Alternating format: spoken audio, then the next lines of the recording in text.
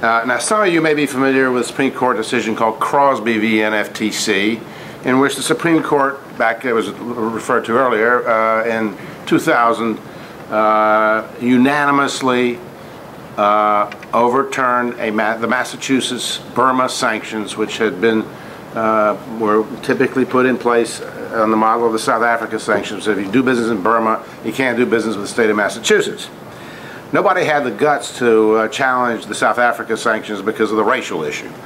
So an enormous number of state and local sanctions were put in place on South Africa in the 80s because of the enormous volatility of the issue. By the late 90s, the companies that screwed up their courage said, look, enough is enough. Let's challenge these things. They asked us to go to court. We did. We won. In the Crosby decision, the court said it is impossible to think that the framers, the first Congress, would have gone to such lengths to empower the president had it been willing to compromise his effectiveness by allowing state or local ordinances to blunt the consequences of his action.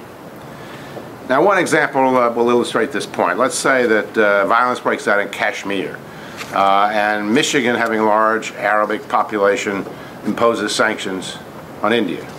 And California, having a large Indian population, or being sympathetic to the Indians, whatever, imposes sanctions on Pakistan. Obviously, you can't tolerate this in our system of government. So our point is that, very simply, that the president makes foreign policy. Secondarily, the Crosby decision dealt explicitly and narrowly with prohibitions on state procurement.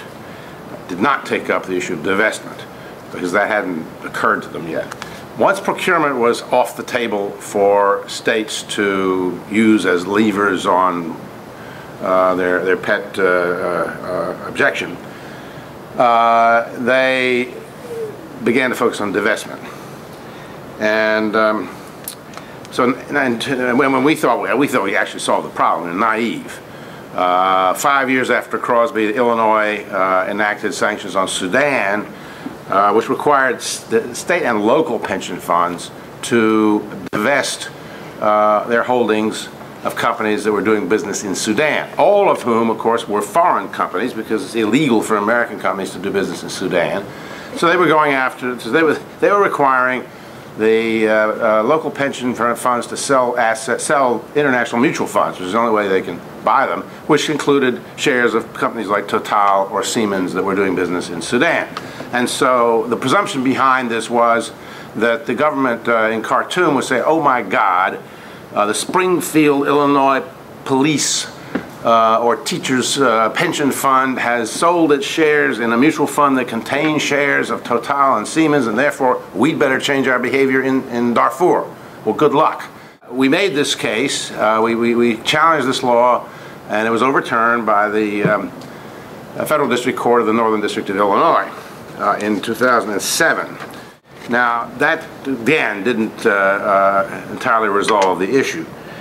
In this case, the court ruled on the Foreign Commerce Clause. So we had the Supreme Court ruling on the Supremacy Clause. We had District Court in Illinois ruling on Foreign Commerce Clause. And then the proponents of sanctions, being clever chaps, began to design sanctions legislation at the state level that they thought passed the Crosby test and would also not fall afoul of what had happened in Illinois.